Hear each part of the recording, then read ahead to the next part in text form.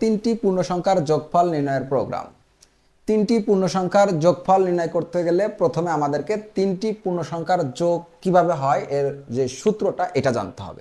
খেয়াল করে দেখো যে সাম ইকুয়াল এ প্লাস বি প্লাস সি, এইটা হলো এই প্রশ্নের সূত্র। সাম যা দ্বারা বোঝাচ্ছিল যোগফল, আমরা এটাকে আরো সংক্ষিপ্ত লিখতে পারি, এস লিখতে পারতাম। আর এ বি সি এই তিনটি পূর্ণ সংখ্যার নাম দেওয়া হয়েছে।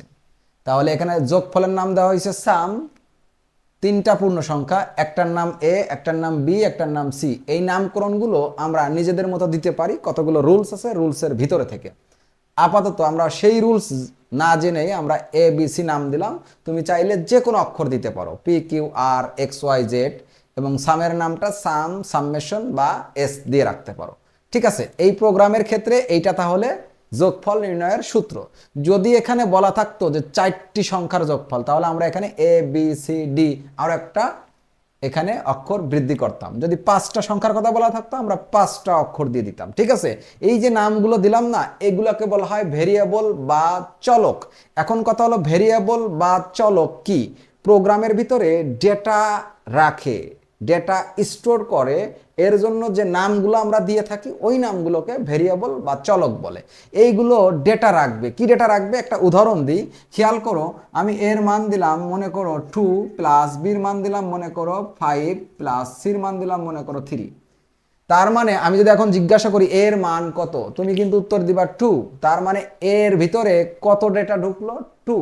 আমি যদি বলি বির মান কত, তুমি বলবা বির মান 5। তার মানে বির ভিতরে ডেটা ঢুকছে কত? 5।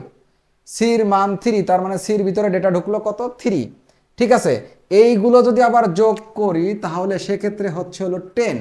আমি যদি এখন তোমাকে জিজ্ঞাসা করি যে সামের মান কত, তুমি উত্তর দিবা 10। তার মানে এই 10 সংখ্যাটি সামের ভিতরে ঢুকছে, সামের ভিতরে স্টোর হচ্ছে। ঠিক আছে, এটা প্র্যাকটিক্যালি দেখাচ্ছি আর কি। এখন কথা হলো এই যে প্রোগ্রামে আমরা যে নামগুলো দিছিলাম, এটা হলো যোগফলের নাম, এই দেখো যোগফল ঢুকতেছে। এটা হলো প্রথম সংখ্যা, এই দেখো প্রথম সংখ্যা ঢুকতেছে। দ্বিতীয় সংখ্যা দ্বিতীয় সংখ্যার ভিতরে একটা ডেটা রাখতেছে। তৃতীয় সংখ্যা তৃতীয় সংখ্যার ভিতরে একটা ডেটা স্টোর হচ্ছে। তো প্রোগ্রামে এরকম ডেটা স্টোর করার জন্য যে নামগুলো ব্যবহার করি ওই নামগুলোকে বলা হয় ভেরিয়েবল বা চলক। তার মানে আমরা যে সূত্রটা লিখলাম এখানে এই নামগুলো দেখতেছে, এগুলো হলো ভেরিয়েবল। এখন কথা হলো, বলতে পারো যে সমান, প্লাস, এগুলো কি? এগুলাকে অপারেটর বলে। প্রোগ্রামের ভিতরে বিভিন্ন গাণিতিক, যৌক্তিক, সম্পর্কযুক্ত কাজগুলো সম্পাদনের জন্য যে সকল প্রতীক ব্যবহার করা হয় তাদেরকে অপারেটর বলে। তো এগুলো হলো অপারেটর। অপারেটর নিয়ে স্পেশাল ক্লাস আছে, ভেরিয়েবল নিয়ে ক্লাস আছে, ডেটা টাইপ নিয়ে ক্লাস আছে, এগুলো পরবর্তীতে তোমরা দেখে নিও। আপাতত যতটুকু বললাম এতটুকু বুঝছো কিনা সেইটা একটু খেয়াল রাখো। ঠিক আছে, তাহলে আমাদের এই প্রশ্নের ফলাফল করতে গেলে, প্রোগ্রাম করতে গেলে প্রথমে এই সূত্রটা জানতে হবে যে 3টি সংখ্যা যোগ করলে যোগফল বের হবে, 3টি পূর্ণ সংখ্যার যোগফল নির্ণয়। ঠিক আছে, সূত্র যদি তুমি জানো এখন তুমি প্রোগ্রাম করতে পারবা। Algorithm, flowchart, C program. আমরা একটা প্রোগ্রাম করা মানে কি? একটা প্রোগ্রাম করা মানে কম্পিউটারের ভাষায়, কম্পিউটারের নিজস্ব ভাষায় আমরা যে কমান্ড বা নির্দেশ দিয়ে থাকি। নিজস্ব ভাষায় বলতে এখানে নির্দিষ্ট প্রোগ্রামিং ল্যাঙ্গুয়েজ ব্যবহার করা হয়। ঠিক আছে, এখানে কম্পিউটারের একেবারে কোর লেভেলের ভাষা হলো বাইনারি, সেটাই আমরা যাচ্ছি না। মানে কোন একটা সমস্যাকে আমরা যখন সমাধান করব তখন কম্পিউটারে কতগুলো নির্দেশ বা কমান্ড দেওয়া হয়, এই নির্দেশ বা কমান্ডের সমষ্টিকেই বলা হয় প্রোগ্রাম। ঠিক আছে, আর এই প্রোগ্রাম করার পূর্বে প্রোগ্রামাররা, অর্থাৎ যারা প্রোগ্রাম করে তাদেরকে বলা হয় প্রোগ্রামার। প্রোগ্রাম করার পূর্বে প্রোগ্রামাররা একটা প্রোগ্রাম করে কিন্তু একটা সমস্যা সমাধানের জন্য। ঠিক আছে, একটা সমস্যা সমাধান করব, ফলাফলটা কি হবে, কি কি লাগবে, কিভাবে করব, এই যে যাবতীয় বিষয়টা, এইটাকে ধারাবাহিকভাবে বা ধাপে ধাপে যৌক্তিক উপায়ে লিখিত একটা বর্ণনা দেওয়া হয়, যেটাকে বলা হয় অ্যালগরিদম। যেটাকে কি বলা হয়? অ্যালগরিদম। আমি আরো একবার বলতেছি, কোন একটা সমস্যা সমাধানের ক্ষেত্রে যৌক্তিক উপায়ে ধাপে ধাপে প্রোগ্রামাররা যে একটা লিখিত ধারা বর্ণনা করে, অর্থাৎ লিখিত একটা স্টেটমেন্ট থাকে, ওইটাকে বলা হয় অ্যালগরিদম। আর অ্যালগরিদম যেমন লিখিত বর্ণনা, ঠিক এইটাকে আর একটু ফুটিয়ে তোলার জন্য, এইটাকে আর একটু ভালোভাবে বোঝার জন্য ফ্লোচার্ট তৈরি করতে হয়। কি তৈরি করতে হয়? ফ্লোচার্ট। ফ্লোচার্টের বাংলা হলো প্রবাহ চিত্র। ফ্লোচার্টটা এরকম যে প্রোগ্রামাররা কোনো সমস্যা সমাধানের ক্ষেত্রে কতগুলো নির্দিষ্ট প্রতীকের সাহায্যে ধাপে ধাপে যৌক্তিকভাবে যে বর্ণনাটা দিয়ে থাকে চিত্রের মাধ্যমে, ওই বর্ণনাটাকে বলা হয় ফ্লোচার্ট। ঠিক আছে, এখন আমরা অ্যালগরিদম করব, ফ্লোচার্ট করব, দেন অ্যালগরিদম এবং ফ্লোচার্টের পরে আমরা সি প্রোগ্রাম তৈরি করব, মানে প্রোগ্রাম তৈরি করব। আর এক্ষেত্রে প্রোগ্রাম করতে যে আমরা সি ল্যাঙ্গুয়েজ ব্যবহার করব। কোন ল্যাঙ্গুয়েজ? সি ল্যাঙ্গুয়েজ, সি ভাষা। এই সি ভাষাটা আবিষ্কার করছে হলো ডেনিস রিচি। এখন এই সি ভাষাটা কিভাবে আমরা শিখব, এটাকে কিভাবে আয়ত্ত করব, এইটা আজকের ক্লাস দেখার পরে তোমার আর কোনো ধরনের সমস্যা থাকবে না ইনশাল্লাহ। সরাসরি আসি, প্রথম কাজ তাহলে অ্যালগরিদমটাকে বুঝে আসি। ঠিক আছে, অ্যালগরিদমটা কি হবে মনে রাখবা। প্রোগ্রাম তৈরি করার ক্ষেত্রে যে অ্যালগরিদম, যে ফ্লোচার্ট, যে সি প্রোগ্রাম যাই করো না কেন, মোট কাজ থাকে 5টা। মোট কাজ থাকে কয়টা? 5টা কাজ কি কি একটু ভালো করে খেয়াল করো। 5টা কাজ হলো, 1 নম্বর কাজ প্রোগ্রাম শুরু করা, 1 নম্বর কাজ হলো শুরু করা, 1 নম্বর কাজ শুরু করা। 2 নম্বর কাজ ইনপুট নেওয়া, 2 নম্বর কাজ কি করা? ইনপুট নেওয়া। 3 নম্বর কাজ প্রসেসিং, যেটাকে বাংলায় বলে প্রক্রিয়াকরণ, প্রসেসিং।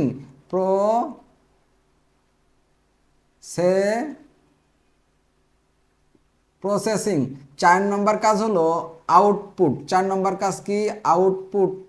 5 নম্বর কাজ হলো প্রোগ্রাম শেষ করা। তাহলে একটা প্রোগ্রাম তৈরি করতে যে আমরা যে অ্যালগরিদম বানাবো, যে ফ্লোচার্ট তৈরি করব বা যে প্রোগ্রাম তৈরি করব, সেখানে কয়টা কাজ করব? 5টা। কয়টা কাজ করব? 5টা। প্রথমে এইটাকে তোমরা একটা স্ক্রিনশট নিয়ে রাখতে পারো বা এইটা ব্রেনে রাখতে পারো। আমরা এই অধ্যায়ের অর্থাৎ প্রোগ্রামিং ভাষা অধ্যায়ের যতগুলি প্রোগ্রাম করব, সকল প্রোগ্রামে কাজ হবে এই 5টা। আমি কিন্তু বলি নাই ধাপ হবে 5টা, আমি বলছি কাজ হবে 5টা। এই 5টা কাজ করতে হবে। এই 5টা কাজ আমরা যেভাবেই করি না কেন, এটা ধাপে ধাপে করতে হবে। তো অ্যালগরিদম ভালো করে দেখো। স্টেপ হলো 1, মানে ধাপ। আমরা ধাপে ধাপে যৌক্তিক উপায়ে সমাধানটা করব। ঠিক আছে, স্টেপ 1 আজীবন মনে রাখবা যে প্রথম কাজ হলো শুরু করা, স্টার্ট। বাংলায় লিখলে লিখবা ধাপ 1 প্রোগ্রাম শুরু করি, আর ইংরেজিতে যেহেতু লিখতেছি আমি এখানে স্টার্ট দিয়ে দেব। কি দিয়ে দিব? স্টার্ট। স্টেপ 2, ধাপ নাম্বার 2, 2 নম্বর ধাপের কাজ আমরা মনে রাখবো আমাদের প্রথম কাজ শেষ। দ্বিতীয় কাজ হলো ইনপুট নেওয়া। দ্বিতীয় কাজ কি? ইনপুট নেওয়া। ইনপুট কোনটা তোমরা একটু খেয়াল করো। আমি যে যোগফল বের করব, এই এ বি সির মান যদি তোমাকে না দিই, তুমি কি যোগ করতে পারবা? পারবা না। এর মান দিলাম, বির মান দিলাম, সির মান নাই, তুমি কি যোগ করতে পারবা ওই 3টা? পারবা না। এখান থেকে 3টার মানই যখন আমি দিব এবং বলবো এই 3টার মান দিলাম, এই 3টা যোগ করো, তখন কিন্তু যোগফল বের হবে। ঠিক আছে, তার মানে সমান চিহ্নের ডাইনে যে 3টা ভেরিয়েবল আছে, যে 3টা চলক আছে, এই 3টা চলকের মান দেওয়ার পরেই কিন্তু যোগটা করা যাবে। এই 3টার ভিতরে মান যদি কোনোটার মিসিং থাকে, না দেওয়া হয়, তাহলে কিন্তু আর যোগ করা যাবে না। প্রোগ্রামে যেগুলো ছাড়া, যার মান ছাড়া ফলাফল বের হয় না, ওগুলোকে বলা হয় ইনপুট। প্রোগ্রামে যার মান ছাড়া ফলাফল হবে না। এক কথায় কোনো একটা কাজ করতে যে যেগুলো ছাড়া ওই কাজটা করা যায় না, কোন একটা কাজ সমাধান করতে যে ওই কাজটা সমাধান করতে যা যা প্রয়োজন হয়, ওগুলোকে ইনপুট বলে।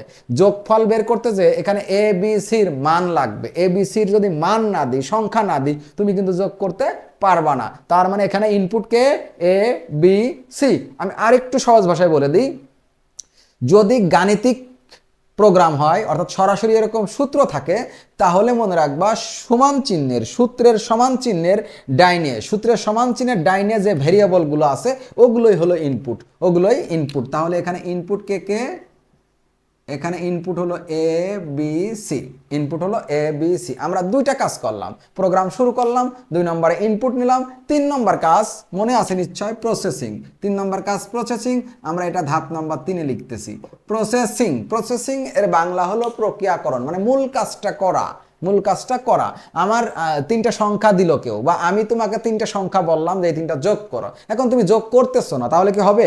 না, 3টা সংখ্যা দিছি, এখন তুমি এই 3টা সংখ্যা সুন্দর করে যোগ করবা, যে 2 আর 3 5, 2 আর 3 যোগ করলাম 5 হলো, 5-এর সাথে আবার মনে করো 5 যোগ করলাম 10 হলো। এই যে যে করতেছি, যোগটা যে করব, কোনো কাজ করা, এটাকে বলা হয় প্রসেসিং। তো 3টা সংখ্যা নেওয়ার পরে এখন প্রসেসিং করতে হবে, মানে কাজটা করতে হবে। কাজটা করার জন্য তুমি কি ব্যবহার করবা? এই সূত্রটা ব্যবহার করবা, যে এই 3টা আমরা যোগ করব, তাহলেই যোগফল বের হবে, তাই না? তাহলে এই সূত্র ব্যবহার করতে হবে। মনে রাখবা প্রক্রিয়াকরণের ক্ষেত্রে একেবারেই সহজভাবে যে কোনো প্রোগ্রামের কোনো প্রশ্নের যদি এরকম সূত্র থাকে, তোমরা সরাসরি সূত্রটা বসাই দিবা। কি করবা? সূত্রটা বসাই দিবা, sum equal a plus B plus C. বাংলায় সুন্দর করে লিখবা, ধাপ 3, sum equal a plus B plus C এর মান নির্ণয় করি। সুন্দর করে বাংলায় লিখে দিবা। আর ইংরেজিতে আমি আর কিছু লিখলাম না, এরকম রেখে দিলাম। ঠিক আছে, স্টেপ নাম্বার 4, ধাপ নম্বর 4, খেয়াল করে দেখো, প্রসেসিং মানে প্রক্রিয়াকরণ করার পরে আউটপুট দেখাইতে হবে। আউটপুট মানে ফলাফল।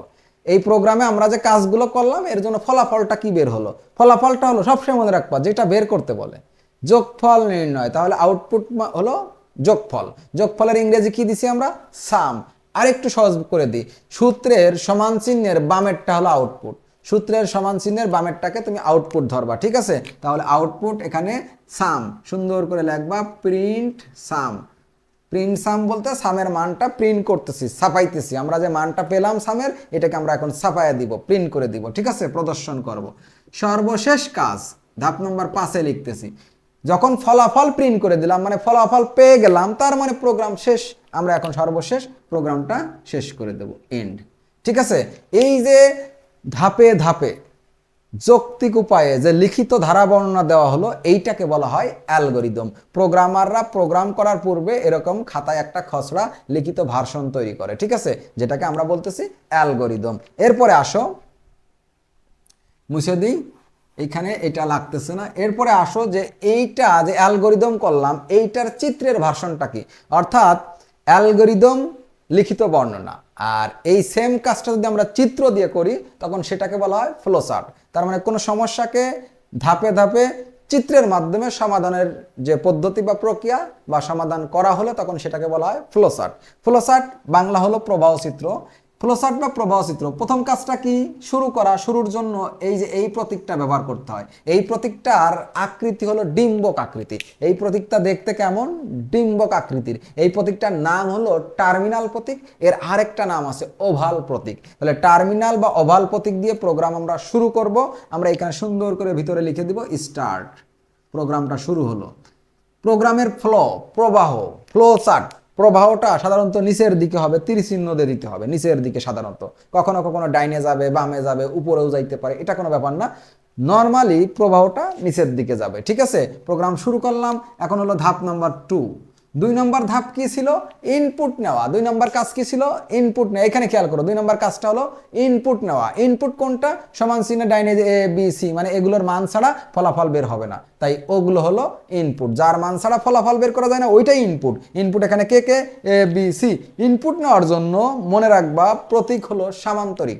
ইনপুট নেওয়ার জন্য প্রতীক কি? সামান্তরিক। সুন্দর করে একটা সামান্তরিক অঙ্কন করবা, ইনপুট নিবা, ঠিক আছে? ইনপুট এ বি সি, ইনপুট নিয়ে নিলাম। 2টা কাজ শেষ। 3 নম্বর কাজ কি? 3 নম্বর কাজ, আবার তীর চিহ্ন দিয়ে নিচের দিকে নামলাম। 3 নম্বর কাজ ছিল প্রক্রিয়াকরণ। 3 নম্বর কাজ হলো প্রক্রিয়াকরণ, যেটার ইংলিশ হলো প্রসেসিং। এই প্রক্রিয়াকরণ বা প্রসেসিং করার জন্য আয়তক্ষেত্র ব্যবহার করা হয়। কি ব্যবহার করা হয়? আয়তক্ষেত্র। যারা আয়তক্ষেত্র চিনো না, এখন চিনে রাখো, এই যে আয়তক্ষেত্র, ঠিক আছে? প্রক্রিয়াকরণ বা প্রসেসিং এর জন্য আয়তক্ষেত্র, ঠিক আছে? এই আয়তক্ষেত্র এর ভিতরে এই সূত্রটা বসিয়ে দিবা, ঠিক আছে? এই যে প্রসেসিং করতেছি। 3টা কাজ শেষ। 4 নম্বর কাজ কি? 4 নম্বর কাজ ফলাফল প্রিন্ট করা। এই যে প্রিন্ট সাম, ফলাফল মানে আউটপুট। আউটপুট কোথায় পাবা? সমান চিহ্নের বামে, মানে যেটা পরীক্ষার প্রশ্নে বের করতে বলে যোগফল নির্ণয়, তার মানে যোগফল সাম, এটা হলো আউটপুট। আউটপুটটাকে দেখানো হয় সামান্তরিক দিয়ে। সুন্দর করে মনে রাখবা, আউটপুট দেখানো হয় কি দিয়ে? সামান্তরিক। এখানে একটা সামান্তরিক অঙ্কন করবা, এখানে সুন্দর করে লিখবা প্রিন্ট সাম। আউটপুটের জন্য কোন প্রতীক? সামান্তরিক। সর্বশেষ প্রোগ্রাম শেষ করব। প্রোগ্রাম শেষ করব। প্রোগ্রাম শেষ করার জন্য কোন প্রতীক? প্রোগ্রাম শেষ করার জন্য ওভাল প্রতীক বা এই যে ডিম্বক আকৃতির টার্মিনাল প্রতীক। এখানে সুন্দর করে লিখে দিবা প্রোগ্রাম শেষ করলাম, ঠিক আছে? এই যে চিত্রের মাধ্যমে সেম কাজটা চিত্রের মাধ্যমে যখন করব, চিত্র বলতে নির্দিষ্ট চিত্র, নির্দিষ্ট প্রতীক। কোনটার জন্য কোন প্রতীক একটু ভালো করে দেখে রাখবা। এই প্রতীকগুলোর সাথে যখন এটা উপস্থাপন করলাম, এটা হলো ফ্লো চার্ট, বাংলা হলো প্রবাহ চিত্র। আর যখন লিখিত বর্ণনা দিলাম সেম এইটাই লিখিত বর্ণনা, তখন এটাকে বলা হয় অ্যালগরিদম। অ্যালগরিদম, ফ্লো চার্ট, এগুলো প্রোগ্রামারদের প্রোগ্রাম তৈরি করতে সাহায্য করে, প্রোগ্রাম বুঝতে সাহায্য করে। ঠিক আছে, তো আমরা এখন প্রোগ্রাম তৈরি করব। আমরা প্রোগ্রাম করতে যে কোন ভাষা ব্যবহার করতেছি? সি ভাষা। প্রোগ্রাম করতে যে কোন ভাষা ব্যবহার করব? সি ভাষা। ঠিক আছে, এখন সি ভাষা যে ব্যবহার করব, সি ভাষার গঠন জানতে হবে। সি ভাষার গঠন হলো hashtag include stdio dot header, তারপরে ইন্ট মেইন সেকেন্ড ব্র্যাকেট, এটা মেইন ফাংশনের অংশ আর কি। এইটা হলো সি প্রোগ্রামের বেসিক স্ট্রাকচার। ভালো করে দেখে রাখো, এটা সি প্রোগ্রামের বেসিক স্ট্রাকচার। এইখানে প্রথমে লিখছি hashtag include left angle bracket right angle bracket মাঝখানে stdio ডট হেডার, এটাকে বলা হয় লিঙ্ক সেকশন। এটাকে কি বলা হয়? Link section. লিঙ্ক সেকশনে কি থাকে? লিঙ্ক সেকশনে হেডার ফাইল যুক্ত করতে হয়। এইটা হেডার ফাইলটা কিসের জন্য যুক্ত করছি ভালো করে দেখো, standard input output dot header dot H extension যুক্ত ফাইলগুলোকে হেডার ফাইল বলে। আর এই হেডার ফাইলটা হলো স্ট্যান্ডার্ড ইনপুট আউটপুট, তার মানে যে প্রোগ্রামের ভিতরে ইনপুট আছে, প্রোগ্রামের ভিতরে আউটপুট আছে। এই ইনপুটটা নেওয়ার জন্য আমরা একটা নির্দিষ্ট ফাংশন ব্যবহার করি যেটার নাম হলো স্ক্যানএফ, আর এই আউটপুট বা ফলাফল প্রিন্টের জন্য আমরা প্রিন্টএফ নামক আরও একটা ফাংশন ব্যবহার করি। তো প্রোগ্রামের ভিতরে এই যে ইনপুট নেওয়ার জন্য স্ক্যানএফ, আউটপুট দেখানোর জন্য প্রিন্টএফ ফাংশন ব্যবহার করা হয়। এই লাইব্রেরি ফাংশন দুইটার প্রোটোটাইপ উল্লেখ থাকে এই stdio ডট হেডার, এই হেডার ফাইলে। ঠিক আছে, তো standard input output dot header, তার মানে এই হেডার ফাইলটা যুক্ত করছি ইনপুট আর আউটপুটের জন্য, ভালো করে মনে রাখবা। আর এই হেডার ফাইলটা যুক্ত যে করলাম হ্যাশট্যাগ ইনক্লুড দিয়ে, এটাকে লিঙ্ক সেকশন বলে। এটা প্রোগ্রামের আবশ্যিক সেকশন। এই সেকশনটা লিখতেই হবে, কারণ প্রোগ্রামে ইনপুট আউটপুট ছাড়া প্রোগ্রাম হয় না। গেল, প্রথম কাজ গেল, আমরা লিঙ্ক সেকশন চিনলাম। এখন এটা মেইন ফাংশন সেকশন। ফাংশন চিনবা, একটা ওয়ার্ড কিওয়ার্ড এরপর একটা ফার্স্ট ব্র্যাকেট, এটা হলো ফাংশন। তো মেইন ফাংশন এটা প্রোগ্রামের আবশ্যিক অংশ, এটা লাগবেই। মেইন ফাংশনের কাজ শুরু হয় সেকেন্ড ব্র্যাকেটে, কাজ শেষ হয় সেকেন্ড ব্র্যাকেটে। এর ভিতরে মেইন ফাংশনের অনেকগুলি লেখা থাকে। ঠিক আছে, তো মেইন ফাংশনের অভ্যন্তরে আবার 5টা কাজ করতে হয়। মেইন ফাংশনের অভ্যন্তরে কয়টা কাজ? 5টা কাজ। কোন 5টা কাজ? একটু আগে আমরা লিখছিলাম যে 1 নম্বর কাজ হলো প্রোগ্রাম শুরু করা। আমরা এখন সেই কাজগুলোই লিখবো প্রায়। 1 নম্বর কাজ হলো ভেরিয়েবল ঘোষণা। 1 নম্বর কাজ কি? ভেরিয়েবল ঘোষণা। বাংলায় ভেরিয়েবল ঘোষণা, ইংরেজিতে ডিক্লিয়ারেশন পার্ট, মানে ভেরিয়েবল ডিক্লিয়ার করতে হবে, ভেরিয়েবল ঘোষণা করতে হবে। আমি বাংলায় লিখে দিচ্ছি, প্রথম কাজ হলো ভেরিয়েবল ঘোষণা।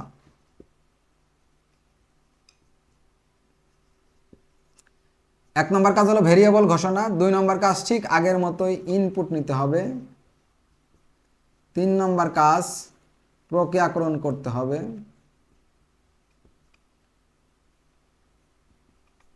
4 নম্বর কাজ আউটপুট দেখাইতে হবে।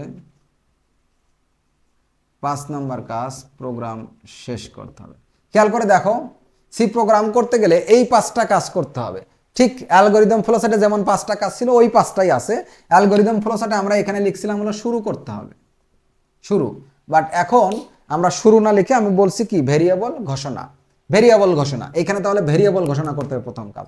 ভেরিয়েবল ঘোষণা করবা, তার মানে তোমাকে ভেরিয়েবল চিনতে হবে। খেয়াল করো, ভেরিয়েবল আগেই আমি আলোচনা করছি যে প্রোগ্রামে ডেটা স্টোর করার জন্য যে নামগুলো দেওয়া হয় ওগুলোকে ভেরিয়েবল বলে। দেখো, সাম একটা ভেরিয়েবল, এ একটা ভেরিয়েবল, বি একটা ভেরিয়েবল, সি একটা ভেরিয়েবল, মানে নাম। এখানে সাম কার নাম? যোগফলের নাম। এ কার নাম? প্রথম সংখ্যা। বি দ্বিতীয় সংখ্যা। সি তৃতীয় সংখ্যা, কারণ 3টা সংখ্যা। ঠিক আছে, তার মানে এই যে নামগুলো দেখতেছো এগুলো হলো ভেরিয়েবল। এই ভেরিয়েবলগুলো কোন ধরনের হবে, মানে এই ভেরিয়েবলগুলোর মধ্যে কোন ধরনের ডেটা ঢুকবে, অর্থাৎ কোন ধরনের ডেটা নিয়ে আমরা কাজ করব, কোন ধরনের ডেটা নিয়ে কাজ করব, এইটার উপর নির্ভর করে কিওয়ার্ড লিখতে হয়। কি লিখতে হয়? কিওয়ার্ড। দেখো, এখানে বলা আছে 3টি পূর্ণ সংখ্যা, তার মানে এইগুলোর ভিতরে পূর্ণ সংখ্যা ঢুকবে। পূর্ণ সংখ্যার ডেটা নিয়ে যখন কাজ করা হয় প্রোগ্রামে, তখন এইটাকে বলা হয় ইন্টিজার ডেটা টাইপ। ডেটার ধরনটা কেমন হবে? ইন্টিজার, মানে পূর্ণ সংখ্যায়। প্রশ্নেও বলা আছে পূর্ণ সংখ্যায়। তাহলে ডেটার ধরন যখন পূর্ণ সংখ্যা, তখন আমরা একটা কিওয়ার্ড ব্যবহার করব যার নাম হলো ইন্ট। যার নাম কি? ইন্ট।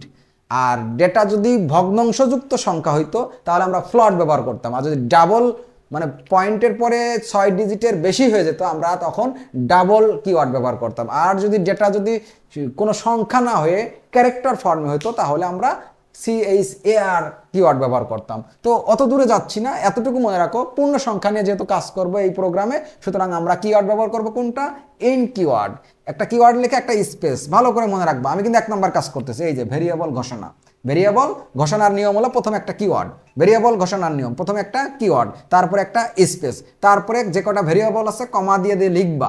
প্রশ্নটা খেয়াল করো, সাম একটা ভেরিয়েবল, এ একটা ভেরিয়েবল, বি সি, তাহলে এ ভেরিয়েবল, বি একটা ভেরিয়েবল, সি একটা ভেরিয়েবল, সাম একটা ভেরিয়েবল। 4টা ভেরিয়েবল ছিল, সূত্রের দিকে তাকাও, কয়টা ভেরিয়েবল? 4টা ভেরিয়েবল ছিল। 4টা ভেরিয়েবল পর পর কমা দিয়ে লিখবা, লাইন শেষে সেমিকোলন দিবা। তাহলে কি হলো সব কিছু মিলিয়ে? যে ভেরিয়েবল ঘোষণা, প্রথমে একটা কিওয়ার্ড লিখবো, তারপর একটা স্পেস দেবো, ভেরিয়েবলগুলো সুন্দর করে কমা দিয়ে দিয়ে লিখে চলে যাব, একেবারে ঠিক লাইন শেষে এই স্টেটমেন্টটা সেমিকোলন দিয়ে শেষ করে দিব। ঠিক আছে, তাহলে আমাদের প্রথম স্টেটমেন্ট, প্রথম কাজটা শেষ, ভেরিয়েবল ঘোষণা করে দিলাম, একেবারেই সহজ। 2 নম্বর কাজ, ইনপুট নিব।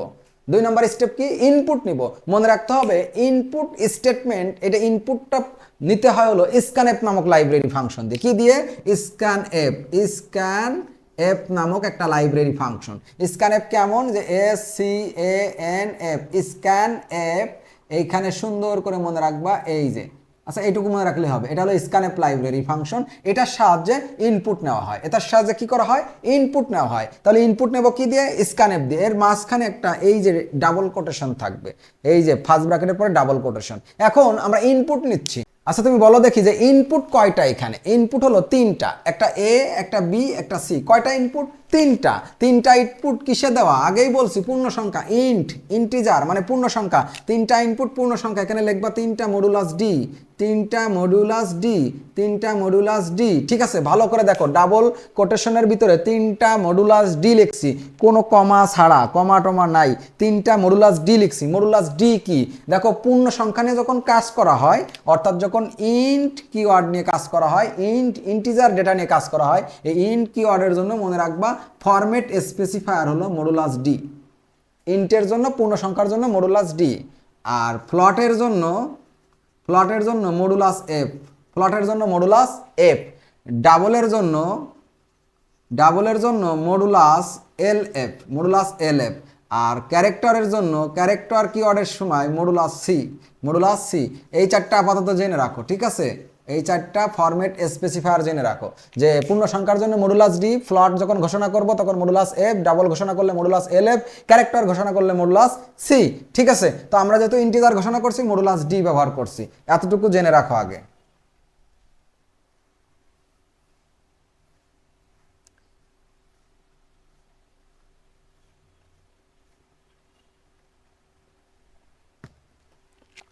এখন দেখো, তাহলে 3টা ইনপুট নিচ্ছি বিদায় 3টা মডুলাস ডি দিলাম। ঠিক ইনভার্টেড কমার পরে একটা কমা দিবা। প্রথমটা কার? প্রথমটা হলো এর জন্য, দ্বিতীয়টা হলো বি, তৃতীয়টা হলো সির জন্য। তার মানে প্রথম মানটা স্টোর হয়ে জমা হবে হলো এর ভিতরে, অ্যাম্পারসান্ড এ। এটাকে বলা হয় মেমোরি লোকেশন। মেমোরি লোকেশন মানে মানটা ইন্টিজার সংখ্যা নিয়ে এর ভিতরে জমা করবে। ঠিক আছে, এই মডুলাস ডি দ্বারা বোঝাচ্ছে যে একটা পূর্ণ সংখ্যা ইনপুট নেওয়া হবে, পূর্ণ সংখ্যা স্টোর হবে, স্টোরে জমা হবে কার ভিতরে? এর ভিতরে। মেমোরি লোকেশন দেওয়ার নিয়ম হলো সুন্দর করে ভেরিয়েবল, তার আগে একটা অ্যাম্পারস্যান্ড, যেটা ইংরেজি তোমরা এবং বলে জানো, এটা হলো অ্যাম্পারস্যান্ড। যেমন এটাকে তোমরা পার্সেন্ট বলে জানো, এটার নাম হলো মডিউলাস বা মডুলাস। ঠিক আছে, তো কমা, তারপরে দ্বিতীয়টা অ্যাম্পারস্যান্ড বি, তৃতীয়টা অ্যাম্পারস্যান্ড সি। এই যে মেমোরি লোকেশনগুলো এভাবে কমা দিয়ে দিয়ে লিখে চলে যাবে অ্যাম্পারস্যান্ড সহ। তারপরে ফার্স্ট ব্র্যাকেট শেষ করবা, লাইন শেষে একটা সেমিকোলন দিবা। এই পুরাটাকে বলা হয় ইনপুট স্টেটমেন্ট। তাহলে কি দাঁড়ালো? যে ইনপুট নিব আমরা হলো স্ক্যানএফ লাইব্রেরি ফাংশন দিয়ে। স্ক্যানএফ লাইব্রেরি ফাংশনের গঠনটা ভালো করে খেয়াল করো। Scanf first bracket double quotation, যে কয়টা ইনপুট সেই কয়টা ফরম্যাট স্পেসিফায়ার। যেখানে যেহেতু এখানে 3টা ইনপুট এ বি সি, তাহলে 3টা ফরম্যাট স্পেসিফায়ার। ইন্টিজার ছিল বিদায় মডুলাস ডি, ফ্লট হইলে মডুলাস এফ দিতাম 3টা। ঠিক আছে, ডাবল কোটেশন শেষ, বাইরে একটা কমা, প্রথমটা মান জমা হয়ে জমা থাকবে হলো এর ভিতরে, দ্বিতীয়টার মান স্টোর করবে বি, তৃতীয়টার মান স্টোর করবে সি। এক্ষেত্রে অবশ্যই কমা দিয়ে দিয়ে লিখবো, এর ভিতরে কোনো কমা নাই। এবং ভেরিয়েবল মেমোরি লোকেশন লিখতে গেলে ভেরিয়েবলের আগে একটা অ্যাম্পারসান্ড দিয়ে দেবো সাথে সাথে, ঠিক আছে। ফার্স্ট ব্র্যাকেট দিয়ে তারপরে সেমিকোলন দিয়ে ইনপুট স্টেটমেন্টটা শেষ করব। যত ইনপুট নিব, যতগুলি প্রোগ্রাম করব, যত ইনপুট নিব, সবসময় ইনপুট নিব এইভাবে স্ক্যানএফ দিয়ে, ঠিক আছে। এখন কথা হলো স্ক্যানএফের আগে দেখবা বইতে বা বিভিন্ন টিচাররা আরেকটা ফাংশন ব্যবহার করবে, সেটা হলো প্রিন্ট এফ ফাংশন। কি ব্যবহার করবে? Print F.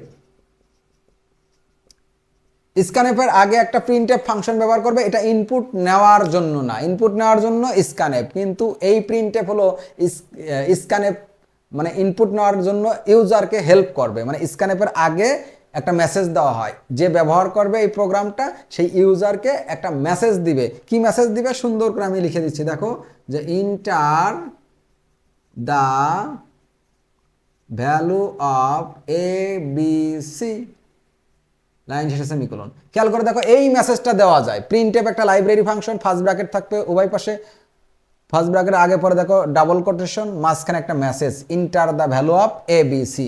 তার মানে এ বি সি এর মান প্রবেশ করাও, এ বি সি এর মান প্রবেশ করাও, ভ্যালু দাও। এটা ইউজার পাবে, এটা ইউজার পেলে ইউজার তখন কি করবে? মান দিবে, সংখ্যায় মান দিবে। মান দিলে পারে তিনটা মান দিলে এই তিনটার ভিতর স্টোর হবে। এটা হলো তাহলে একটা মেসেজ প্রদান করা হলো কাকে? ইউজারকে। কি করার জন্য? ইনপুট দেওয়ার জন্য তাকে ফোর্স করা হলো। তাহলে এই যে প্রিন্ট এফ, এইটা কিন্তু অতিরিক্ত একটা লাইন। অতিরিক্ত বলতে বোঝাচ্ছি এটা যদি কেউ না লিখে তাহলেও সে ফুল মার্কস পাবে, এটা না লিখলেও হবে, কিন্তু লেখা উত্তম, লিখলে ভালো হবে, ঠিক আছে। আর এটা লিখো যখন, তখন মনে রাখতে হবে ফার্স্ট ব্র্যাকেট, ইনভার্টেড কমা, বাইরে একটা সেমিকোলন, এইগুলোতে যেন কোনো ভুল না হয়। আর ভিতরে যে enter the value of ABC, এই সেন্টেন্সে যতই ভুল হোক কোনো ভুল ধরবে না, কম্পাইলও ভুল ধরবে না, টিচাররাও ভুল ধরবে না, ঠিক আছে। তাহলে এই মেসেজটা যেভাবে হোক নিজের দক্ষতা অনুসারে ইংরেজিতে লিখবা। আর inverted comma, first bracket, semicolon, print F, এইগুলোতে যেন কোনো ভুল না হয়। তাহলে আমরা ইনপুট নিলাম, ইনপুট নেওয়ার পরের কাজ প্রক্রিয়াকরণ। প্রক্রিয়াকরণ একেবারেই সহজ। প্রক্রিয়াকরণের শুধুমাত্র সূত্রটা লিখে দিবা, সাম ইকুয়াল এ প্লাস বি প্লাস সি। অবশ্যই লাইন শেষে সেমিকোলন থাকতে হবে। সি প্রোগ্রামের স্টেটমেন্টটা কমপ্লিট হবে সেমিকোলন দিয়ে, ঠিক আছে। দিয়ে দিলাম, প্রক্রিয়াকরণ কিন্তু শেষ। তারপরে কাজ কি? ফলাফল প্রিন্ট। প্রিন্ট সাম, মানে সামকে প্রিন্ট করব, ফলাফলটাকে প্রিন্ট করব। ফলাফল প্রিন্ট করতে গেলে প্রিন্ট এফ নামক লাইব্রেরি ফাংশন মুখস্থ করবা। প্রিন্ট এফ, প্রিন্ট এফ, ফলাফল প্রিন্ট করতে গেলে print F. Print F R scanf প্রায় কাছাকাছি, ঠিক আছে। Print F. আচ্ছা দেখো আমরা কি প্রিন্ট করব? ফলাফল। সুন্দর করে লিখতে পারো, the result, the result equal, result print করতেছি। আচ্ছা রেজাল্টটা কে? ভালো করে দেখো তো, রেজাল্টটা হলো সাম। কারণ এই যে দেখো তিনটা সংখ্যা যোগ করলে এটাই হলো রেজাল্ট, সাম, যোগফল নির্ণয়। তার মানে সামটা হলো রেজাল্ট, সামটা হলো ফলাফল। এখন সামটা কিসে ঘোষণা করা ছিল? ইন্টিজার। তাহলে এখানে একটা মডুলাস ডি হবে, মডুলাস ডি। সামটা ইন্টিজার বিধায় এখানে কি দিব? Modulus D. বাইরে একটা কমা থাকবে, বাইরে একটা কমা দেওয়ার পরে এই যে মডুলাস ডি মানে এই যে সামের ভিতরে যে ভ্যালু স্টোর হবে, কোন ধরনের ভ্যালু? ইন্টিজার, পূর্ণ সংখ্যা ভ্যালু স্টোর হবে। পূর্ণ সংখ্যা স্টোর হবে কার ভিতরে? সামের ভিতরে। এখানে সাম দিয়ে দিব, লাইন শেষে সেমিকোলন। এখানে ভালো করে দেখো প্রিন্ট এফ স্টেটমেন্টটা কেমন হয়। ফলাফল প্রিন্ট করতে গেলে আমরা একটা মেসেজ লিখছি, the result, the result equal, বা দ্য রেজাল্ট ইজ ইকুয়াল, বা লিখতে পারতাম দ্য সাবমেশন ইজ ইকুয়াল। এই মেসেজটুকু লাল কালি দিয়ে আন্ডারলাইন করে দিচ্ছি, এইটুকু একটা মেসেজ। এইটুকু স্টুডেন্টরা যেভাবে লিখবে সেইভাবেই হবে। যেভাবে লিখবে বলতে নিজের ভাষায় সুন্দর করে লিখবা, দ্য সাম ইজ ইকুয়াল, সুন্দর করে লিখবা। বা এই মেসেজটুকু যদি কেউ না লিখে তাও হবে, একেবারেই সহজ। এই মেসেজটুকু না লিখলেও হবে। এখন এই মেসেজটুকু আমি মনে করো লিখবো না, এই মেসেজটুকু না লিখলে তুমি এটুকু একটু কল্পনা থেকে সরাই ফেলো, ঠিক আছে। বা খাতায় লেখার সময় এরকম করতে পারো। এই যে দেখো আমি এখানে লিখে দিচ্ছি যে প্রিন্ট এফ, আমরা এই মেসেজটুকু দিব না, তাহলে সরাসরি কি দিব? Modulus D. একটা মডুলাস ডি। কেন একটা মডুলাস ডি? কারণ ফলাফল তো একটা, ফলাফল একটা, তাই একটা মডুলাস ডি। ইনপুট তিনটা, তাই তিনটা মডুলাস ডি। সেম ডাবল কোটেশনের ভিতরে তিনটা মডুলাস ডি, কারণ ইনপুট তিনটা। সেম একই রকম ইনপুট স্ক্যানএফ, আউটপুট প্রিন্টএফ।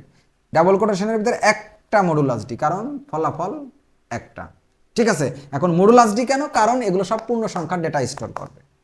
বাইরে যে কি ছিল কমা, তাহলে এর বাইরে একটা কমা হবে, এই যে দেখো কমা দিছি, ইনভার্টেড কমার পরে কমা।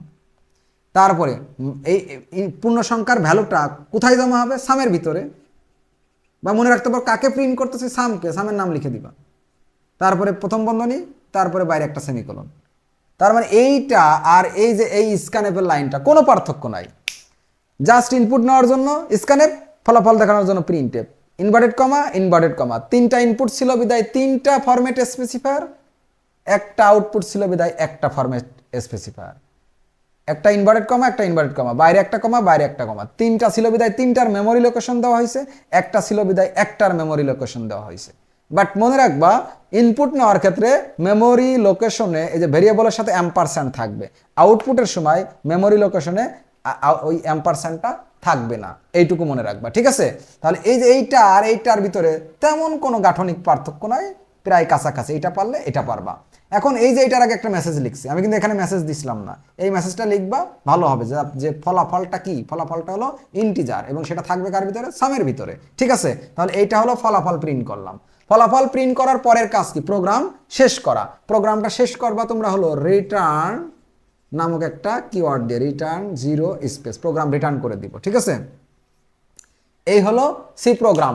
আর এইখানে মাঝে মাঝে দেখবা যে রিটার্ন না দিয়ে গেটস ফাংশন ব্যবহার করতে পারে, সেটা কিরকম, এখানে রিটার্ন না দিয়ে GETCH গেটস এইটা দিয়ে শেষ করতে পারে।